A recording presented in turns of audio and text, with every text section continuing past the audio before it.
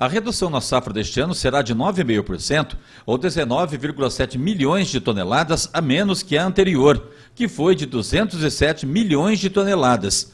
O motivo para a queda na produção está ligado ao clima. Em muitos lugares não choveu e afetou a produtividade. Então, as estimativas levam em consideração as condições, como o clima está acontecendo e uma perspectiva de futuro de acontecer a normalidade. O que aconteceu esse ano? Que nós tivemos uma normalidade de chuva no período das águas, normalmente foi de outubro até março, só que em abril nós tivemos um abril dos mais secos da história, certo? No país como um todo. Então, esse mês de abril, ele foi decisivo para a baixa produtividade do milho considerado segunda safra, que seria o milho safrinha. Então, essa expectativa que tinha em relação à produtividade do milho, ela caiu assustadoramente. E isso vai interferir no mercado, porque com menor disponibilidade de milho, a oferta sendo menor, os preços certamente são maiores. A principal cultura de inverno, o trigo, manteve o crescimento de produção, subindo mais de 12% e chegando a 6,2 milhões de toneladas, mesmo com a área reduzida de 13,9%. A soja, porém, reduziu 0,8%, passando de 96 para 95 milhões de toneladas. O milho total também apresentou redução de 19,1%, chegando a 68 milhões de toneladas.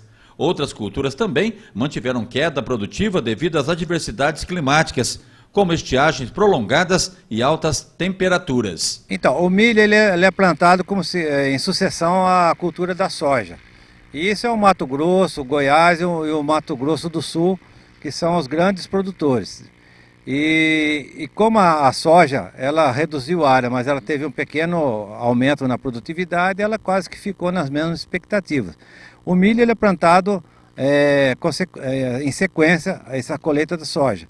E na expectativa que se tenha um período, início das secas, ainda ocorram chuvas com uma certa regularidade. Mas aconteceu, como eu disse, abril esse ano foi um mês decisivo na baixa produtividade do milho que estava instalado, plantado nessas regiões aí do oeste do Cerrado brasileiro. Então isso que determinou a baixa produtividade. Por outro lado, a área plantada teve aumento em relação à última safra e está estimada em 58,2 milhões de hectares, com um aumento de quase 10%. A soja, que corresponde por 57% da área cultivada no país, é responsável pelo aumento dessa medida. O crescimento deve ser de mais de 3%, passando de 32 milhões de hectares para 33 milhões na safra atual. Para não ter problemas com a produção de alimentos, o Brasil poderia lançar mão da irrigação. Mas este é um processo caro, principalmente devido à escassez de recursos hídricos no país. Um estudo da Embrapa Milho e Sorgo de Minas Gerais, com a Agência Nacional de Águas, permitiu a execução de levantamento inédito sobre o uso da água na agricultura irrigada por pivôs centrais no Brasil. Os resultados mostraram que em 2013 o Brasil possuía quase 18 mil pivôs centrais, perfazendo uma área de aproximadamente 1,2 milhão de hectares. De acordo com o levantamento, Minas Gerais é o estado que apresenta a maior concentração de áreas irrigadas por pivôs, seguido pelos estados de Goiás, da Bahia, São Paulo e Rio Grande do Sul.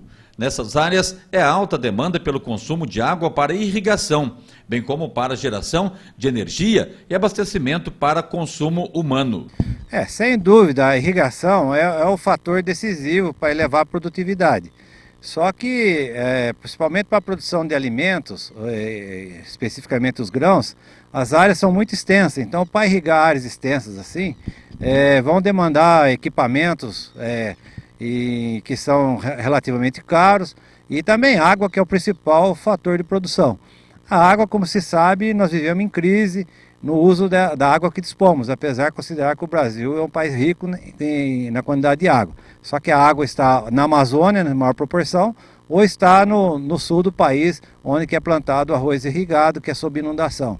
Então aqui na zona intermediária que nós estamos, na parte tropical, o uso da irrigação, certamente ele aumenta a produtividade. Só que nós precisamos agir com cautela, de forma a não depender exclusivamente da irrigação, e podemos usar de outros fatores de produção com variedades mais tolerantes à seca, a melhoria no ambiente do solo com calcário, melhor nutrição, plantio na época correta, que é indicada pela pesquisa. Então nós podemos potencializar a produção de grãos usando esses conhecimentos já gerados pela pesquisa.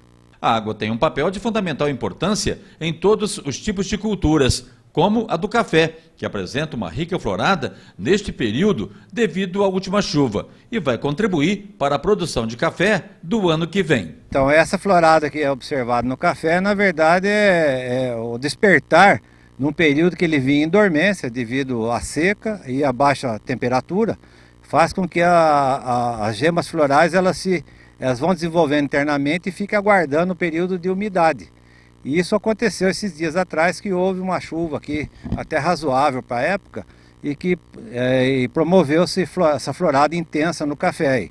Agora, nós temos uma expectativa, é boa você ver uma florada, mas ao mesmo tempo é preocupante se essa florada pegar como está potencializada, ela pode na próxima colheita antecipar muito a fase de colheita.